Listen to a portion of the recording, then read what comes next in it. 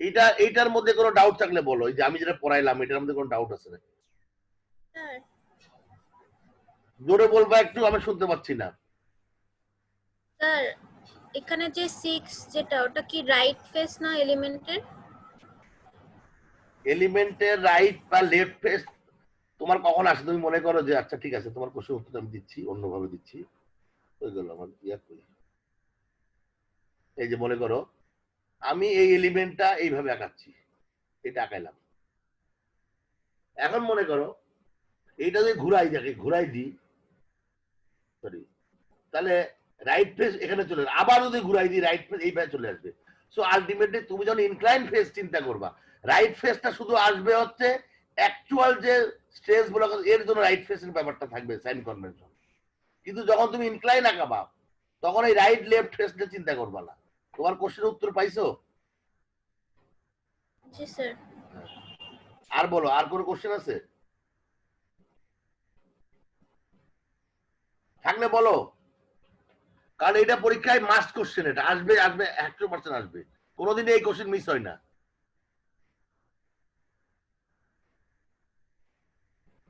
Doubt আছে? খুবই simple, doubt ছাড়ার কথাও না। হাওবার এবার এইটার পরবর্তী অঙ্কগুলো চলে যায়। এই মোর সার্কেলে আর কি কি অঙ্ক আছে, অত কি কাজে লাগে আমাদের? সো আমি এখানে ছবির আর রং চেঞ্জ করে দিচ্ছি। এখানে কি করছি তুমি দেখো, এখানে বোঝানোর চেষ্টা করছি এইটা আর এটা আলাদা জিনিস, আর এখানে এই চারটাই একই জিনিস। এই ছবির রঙের মাধ্যমে বোঝানোর চেষ্টা করছি এটা সবই এভারেজ স্ট্রেস, আর এই লালগুলো সব শেয়ার স্ট্রেস। এই যে খয়েরি রং বা মেরুন কালার এটা হচ্ছে একই স্ট্রেস, এটা ম্যাক্সিমাম আর মিনিমাম, এইটাই আর কিছু না। তোমাদের রং দরকার নাই, তোমরা নর্মালি একালে বুঝতে পারো পরীক্ষালে। এবার আসো আমাদের প্রথম অঙ্কের মতো অঙ্ক, ইউজিং মোর সার্কামস্টেন্স ট্রান্সফর্ম স্ট্রেসেস শোন ইন ফিগার এত অ্যাক্টিং অন দ্য প্লেন। তার মানে বলতে হচ্ছে যে মোর সার্কেল স্ট্রেস ব্যবহার করে এই যে প্লেন দেখানো আছে 22.5 ডিগ্রি অ্যাঙ্গেল, 22.5 ডিগ্রি অ্যাঙ্গেলে স্ট্রেস কত বের করো, এটা কোশ্চেন, যেটা তোমরা ফর্মুলা দিয়ে অঙ্কটা অবশ্য করে ফেলছো। করছো না অঙ্কের ফর্মুলা দিয়ে? Yes sir. হ্যাঁ, এখন আসলে আমাদের সিগমা এক্স এর মান কত? এখানে 3 হবে না? তাও এক্স ওয়াই কত? এটাও 3। আর সিগমা ওয়াই কত? এই আফসানা আসো, আফসানা, আফসানা ক্লাসে আসে না নাই?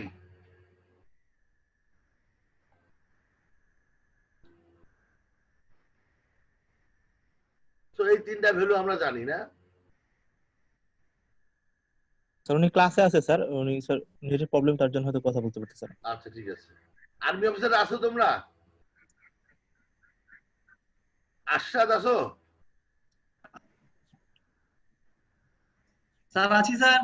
আচ্ছা ফাইন, রাইট। এখন কথা হচ্ছে এই হলো এইটা তোমরা জানো, এইটা হলো প্রথম কাজ। এরপরে আমরা এই অঙ্কটা করি, চলো আমরা দেখি কি আছে, কি করা যায় অঙ্কটা।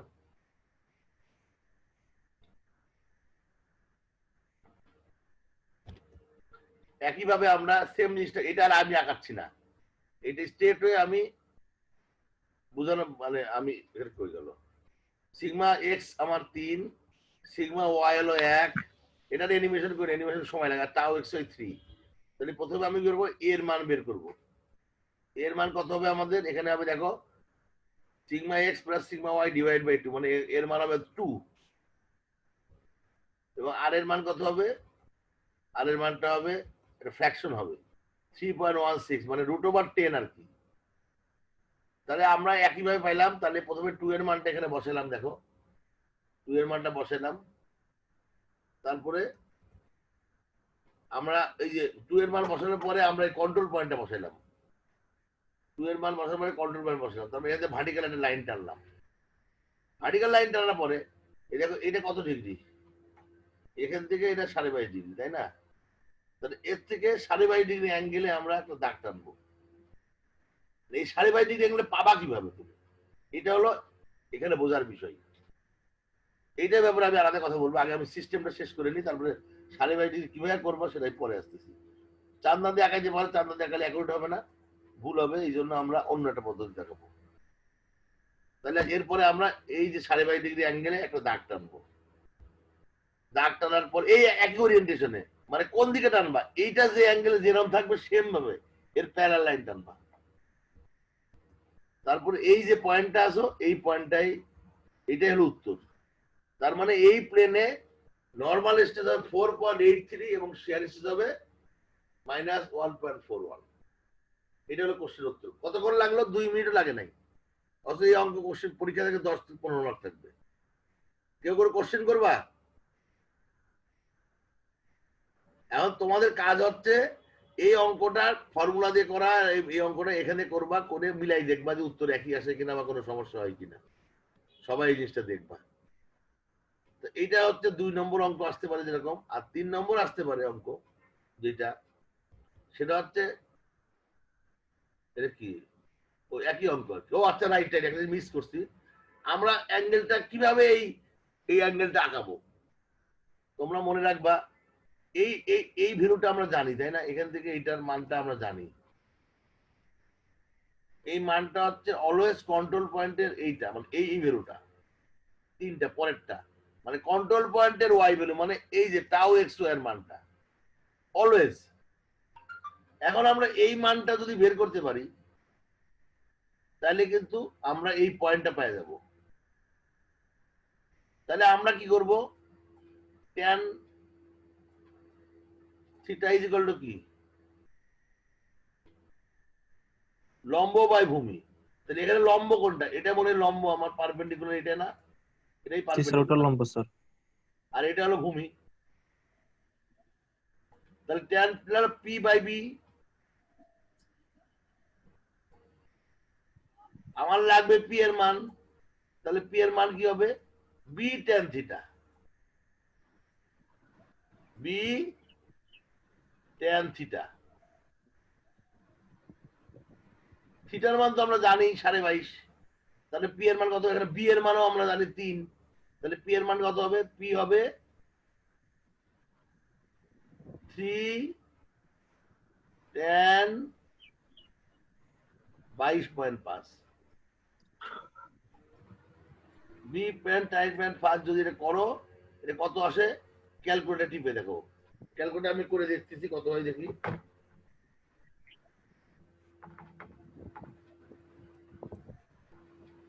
এটা 1.24 আসে।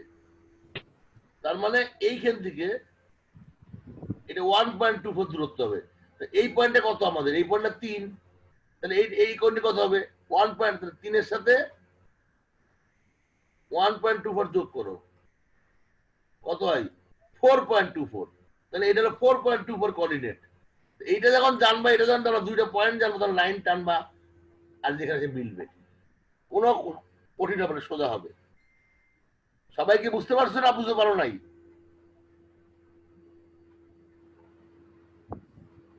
ওকে ফাইন, আশা করি বুঝতে পারছো, ডাউট যেহেতু নাই তোমার। স্যার এখানে হচ্ছে স্যার কন্ট্রোল পয়েন্ট থেকে স্যার 22.5 ডিগ্রি দূরে স্যার। এই 22.5 ডিগ্রি স্যার সবসময় যে মানে যে অ্যাঙ্গেলে প্লেনটা থাকবো ওই অ্যাঙ্গেলটাই নিব। প্রথম কথা হচ্ছে তোমার অঙ্কটা থাকে দুই ভাবে থাকতে। একটা হচ্ছে এরকম ছবি আঁকানো থাকতে পারে, আর বলতে পারে ক্লক ওয়াইজ বা অ্যান্টি ক্লক ওয়াইজ 22 ডিগ্রি। প্রথমে তোমার যদি এইভাবে থাকে, একেবারে এর প্যারালালি দিবা, কন্ট্রোল পয়েন্ট থেকে এর প্যারালাল লাইন টানবা, যেই জায়গায় যা মিলবে অন্য সাইডে সেটাই তোমার পয়েন্ট। তো এইটা টানার জন্য এই অ্যাঙ্গেলটা কিভাবে করবে? আমি অ্যাঙ্গেলটা, এটা তুমি যে কোনো ভাবে করতে পারো। এই যে অ্যাঙ্গেলটা থিটা ডিগ্রি, এই থিটা আঁকানোর সিস্টেম বুঝে নাও আমি।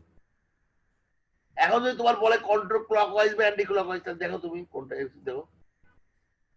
হ্যাঁ, এর থেকে এটা হলো clockwise, anti clockwise sorry. আর যদি এইদিকে থাকে ক্লকওয়াইজ। তাহলে এটা ক্লক ওয়াইজ। এখন তুমি মিলাবা না, তাহলে এটা কোন দিকে হয়েছে বলো তো? এটা কোন দিকে হয়েছে? Anti clock wise. ক্লকওয়াইজ। অতএব তুমি যে এই অঙ্কটা বললাম না, সেম অঙ্কটা তোমরা ফর্মুলা দিয়ে করবা, তখন থিটার মান দিবে কত? 22.5। বাট এই অঙ্ক এরকম যদি থাকতো, অঙ্কটা এরকম যদি আমার প্রবলেমটা থাকতো, এরকম যদি থাকতো, মানে স্যার কোশ্চিনে যে অ্যাঙ্গেলটা দেওয়া আছে সেম এরকম অ্যাঙ্গেল যদি থাকতো, তখন তুমি কোশ্চিনে তুমি মোর সার্কেল দিয়ে করলে তোমার ক্লক অ্যান্টি ক্লকের কোনো দরকার নাই, যেরাও মাঝে আবার দিবা। আর যদি তোমার ফর্মুলা অঙ্ক থাকে তখন ক্লক অ্যান্টি ক্লক থাকবে। যেমন এইটা হলো তোমার, এটা কি ওয়াইজ, এটা ক্লক ওয়াইজ, এটা ক্লক ওয়াইজ মানে তখন এই অঙ্কের ক্ষেত্রে থিটার মান কি হবে, -22.5 হবে ফর্মুলার মধ্যে বসলে, মাইনাস হবে একটা। আর এইখানে বসলে শুধু 22.5 হবে। তো তোমরা এই অঙ্কগুলো 22.5 সরি, তোমরা অঙ্কগুলো প্র্যাকটিস করো, পাশায় প্র্যাকটিস করে আমাদের ক্লিয়ার করো, যে নেক্সট ক্লাসে যে পরীক্ষা নিই যাতে তোমাদের কোনো ডাউট না হয়, মানে না ডাউট না দেওয়ার, ডাউট দিলে এর মধ্যেই দিয়ে দিবা, 2-1 দিনের মধ্যে দিয়ে দিবা। স্যার এই যে সেকেন্ডটা যে স্যার দেখাইলেন স্যার, এই যে এই প্লেনটা স্যার সেকেন্ডটা এই পাশে যদি থাকে, হ্যাঁ কোশ্চেন কি স্যার এখানে আঁকাইছিলেন স্যার। এই তো এই পাশে থাকে, হ্যাঁ দিন আঁকাইলাম এইরকম, হ্যাঁ তাহলে জি স্যার।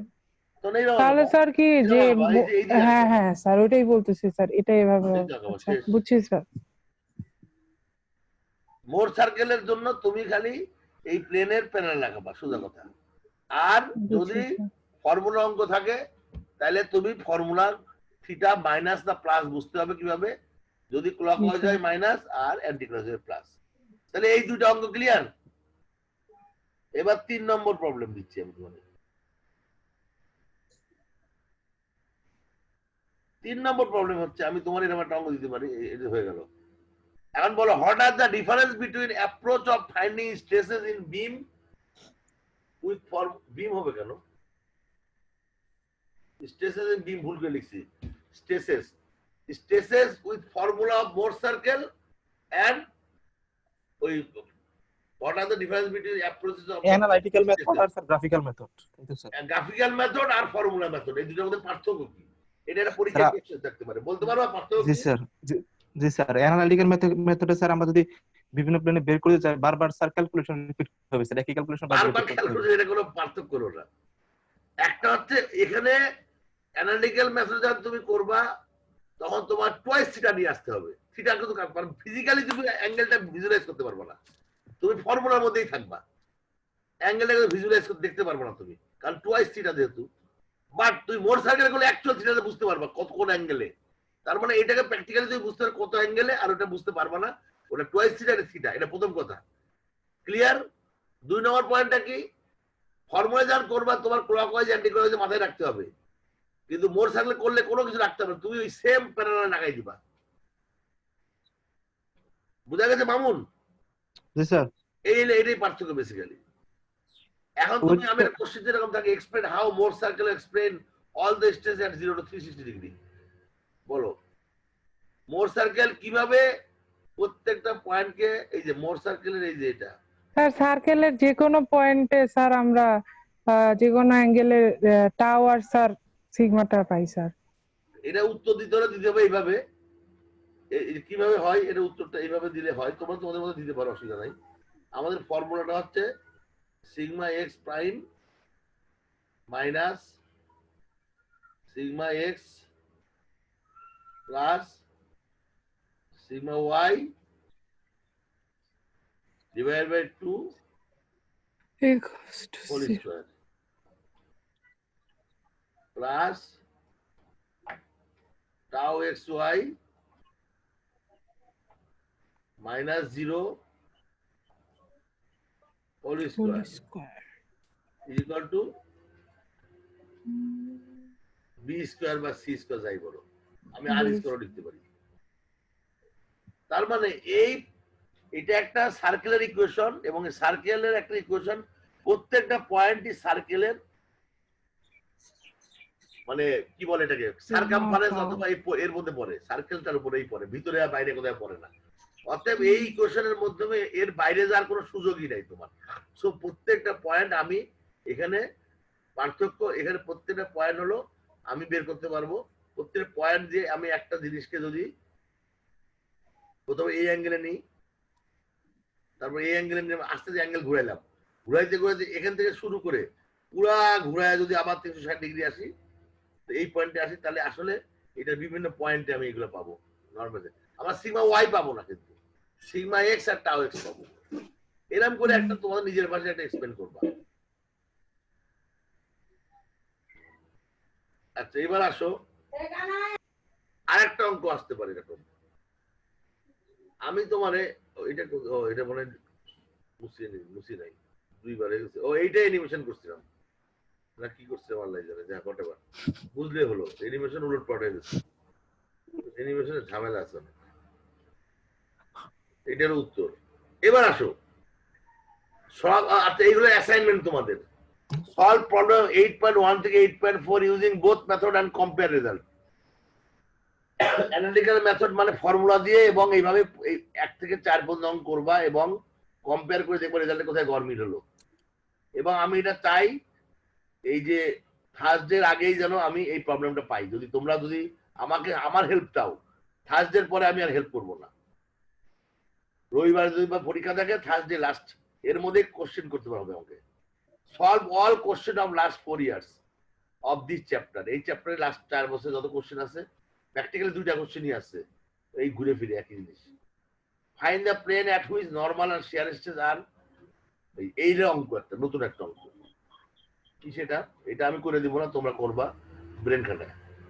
আমি বললাম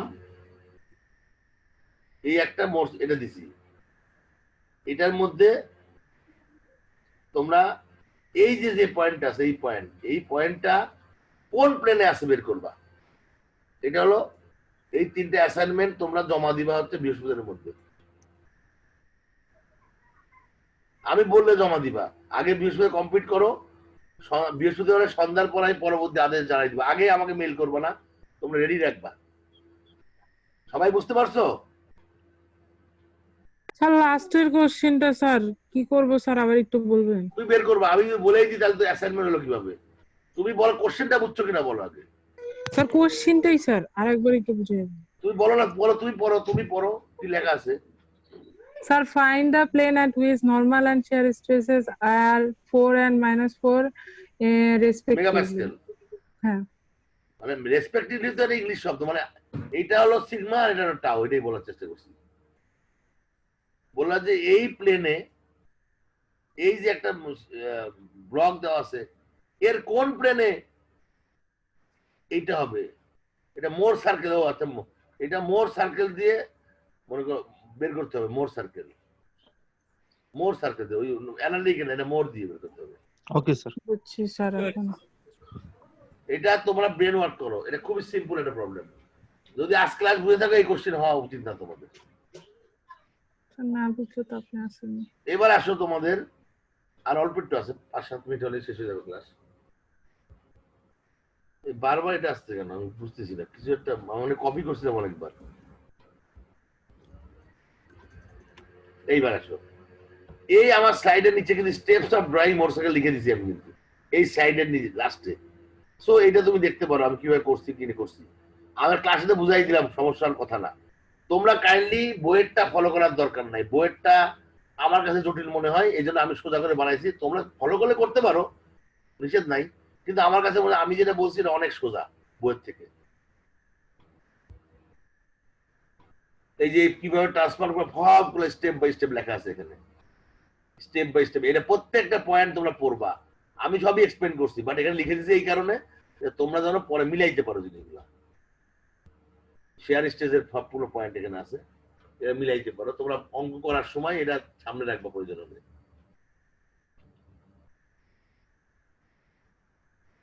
এইগুলাও তোমরা মিলাবা, এই যে স্টেপ গুলো, এটাই সবই বলছি পয়েন্ট গুলো। এইবার আসো, এই একটা জিনিস আমি মিস করছি, এইটা তোমাদের সবাই বুঝতে হবে। সেম রিজন, এখানে বইয়ের থেকে আমি এটা কাট পেস্ট করছি আসলে। দেখো আমি যে কথাগুলো বললাম এখানে লেখা আছে, কই গেল আবার আমি আমার মাউস হারিয়ে ফেলছি। ও এই পাইছি, কই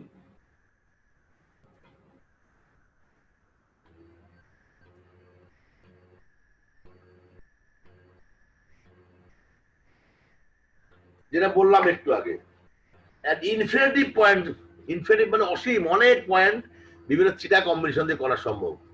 the following important observation regarding the state of stress at A point can be made based on more circle. এটা পরীক্ষাও আসে এবং বোঝার জন্য দরকার। এই যে 5টা পয়েন্ট কি সেটা, the largest possible normal stress is sigma 1, the smallest is sigma 2, no shear stress exists together with either one of these principal stress। এটা কি বলছি না বলি নাই? বলছি জি স্যার। বলছি।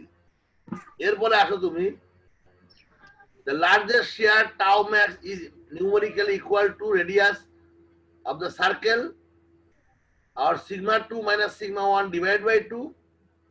A normal stress equal to sigma 1 plus sigma 2 divided by 2 at each of the plane of maximum shear stress। এইভাবে তো অঙ্কটা করলাম আমরা, করছি না? Yes sir, yes sir, yes sir। sigma 1 is equal to sigma 2 যদি হয়, sigma 1 আর sigma 2 যদি সমান হয় তাহলে কি হয় বলো তো, বলতে পারবা? স্যার পয়েন্ট হয়ে যায়, একটা পয়েন্ট পয়েন্ট হয়ে যাবে। তখন কিন্তু এই যে এই সার্কেল এইটা আর এটা যে একই হয়, তারপরে এটা পয়েন্ট হয়ে যাবে, এটাই সেটা বলছে। So no shear stress at all develop in this plane। কোথাও shear stress develop, একটা পয়েন্টে কোনো shear stress হয় না। shear stress হইতে হলে কি লাগবে, প্লেন লাগবে। যদি সিগমা 1 আর সিগমা 2 সমান হয়ে যায় তাহলে তখন সব প্লেনই মেক্স। বলো কোশ্চেন বলো। তখন এই তোমরা হাত তুলে তখন কোশ্চেন সব করো না, কারণ ঠুসঠাস কোশ্চেন করলে তো ক্লাসে ডিস্টার্ব হয়। হাত তুলবা, সিস্টেম আছে তো, বলো। হ্যাঁ কার স্যার কোশ্চেন বলছিলাম বলো। স্যার, তো স্যার তখন বলছিলাম, তখন স্যার সব প্লেনই যে কোনো প্লেনে যায় সেটাই প্রিন্সিপাল প্লেন হবে আর কি, এরকম না স্যার? হ্যাঁ তাই, তখন ওই প্লেন আর প্লেন থাকবে না, পয়েন্টের মধ্যে আর প্লেন কিসের। আচ্ছা তারপর আসো, sigma x plus sigma y is equal to 0 যদি হয়, centre of both circle coincide with the origin, simple হিসাব। তার মানে আমরা কি করলাম, এই যে এটা করলাম, এইখানে আমার সার্কেলের সেন্টার হচ্ছে, তখন এখানে এইখানে সার্কেলের সেন্টার হবে। এখানে সার্কেলের সেন্টারে কি ঘন্টা করবে বলো, কে বলতে পারবে? আবার এই টাকাদাই করছো কে তুমি, যে আমার ইসের মধ্যে, স্ক্রিনের মধ্যে? স্যার কোথায় বলেন স্যার? আমি বললাম এটাও করতে যাচ্ছি, এটা হচ্ছে আমার অরিজিন। জি। এইরকম যদি হয় মোট সার্কেল, মানে এই সেন্টারের এর সেন্টার সমান একই, তাহলে কি হবে? তার মানে স্যার এক্স, তাহলে সিগমা এক্স আর সিগমা ওয়াই ম্যাগনিটিউড সেম কিন্তু স্যার ডিরেকশন আলাদা। তখন এই যে এই পয়েন্টটা কি হবে, 0,0 হবে না? জি 0, 0 টাউ ম্যাক্স হবে, তাই না? Tau max. আর এটা হবে 0, টাউ মিন, মানে টাউ ম্যাক্স আর টাউ মিন একই জিনিস, মাইনাস টাউ ম্যাক্স। আর এটা হবে সিগমা 1, 0 আর এটা হবে সিগমা 2, 0,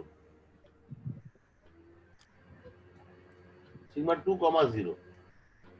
তাহলে আমি ছবি যখন আঁকবো তখন এই যে এইটা আর এটা, তো এটা কি হবে, এইটা আর এটা কি হবে, এটা সিগমা 1 হবে, এটা সিগমা 2 হবে, এটা তো কোনো সমস্যা নাই। এবং এখানে 0 হবে, টাউ নাই। কিন্তু মজার ব্যাপার এখানেও কিন্তু এই ঘটনা ঘটতেছে, দেখো কি সেটা, এখানে টাউ হবে, এখানে টাউ হবে, কিন্তু এইটা থাকবে না, খেয়াল করছো? আমার সিগমা এভারেজ থাকে না, আমাদের সিগমা এভারেজ 0, মানে একটা ইন্টারেস্টিং জিনিসটা, এটা ব্যতিক্রম না। জি স্যার। আমরা ম্যাক্সিমাম শেয়ার যখন করবো সেই প্লেনে আমাদের এভারেজ শেয়ার থাকবে, এখানে এভারেজ শেয়ার তো 0, তো দুটো যোগফল যদি একটা -3 একটা +3 যদি হয়, একটা -3 একটা +3 হলো, তাহলে এভারেজ শেয়ার কত হবে, 0 না? সেটাই বলতে চাচ্ছে এখানে, the state of pure shear exists, pure shear মানে এমন একটা প্লেন যেটার মধ্যে কোনো নরমাল স্ট্রেস থাকবে না, শুধু পিওর শেয়ার থাকবে। তোমাদের কি মনে আছে থিওরি অফ পিওর বেন্ডিং আছে না নাই মনে? পিওর বেন্ডিং বুঝো, মনে আছে? সব বাদে দেখাইছো না, আল্লাহ রে। যাক, the sum of normal stress on any two mutual perpendicular plane is always সমান, এটা আমরা প্রমাণ করছি, অলওয়েজ ইকুয়াল। এই সবগুলো তাহলে এই পয়েন্টগুলো কিন্তু পরীক্ষায় কিন্তু থিওরি হিসেবে আসতে পারে, আর অ্যাকচুয়ালি তোমার থিওরি হিসেবে না আসলে এই পুরো অঙ্কের মধ্যে এই পয়েন্টের কনসেপ্টগুলো কাজে লাগবে। সো এই মোটামুটি আজকে আমার সিলেবাস শেষ, আমি আর নতুন করে কিছু পড়াতে চাচ্ছি না আজকে, যেহেতু তোমাদের মাথায় এমনি অনেক কিছু ঢুকে গেছে। এখন আমি এটারে বন্ধ করি, এখন তোমাদের সঙ্গে কথা বলবো, আমি রেকর্ড অফ করে ফেলি।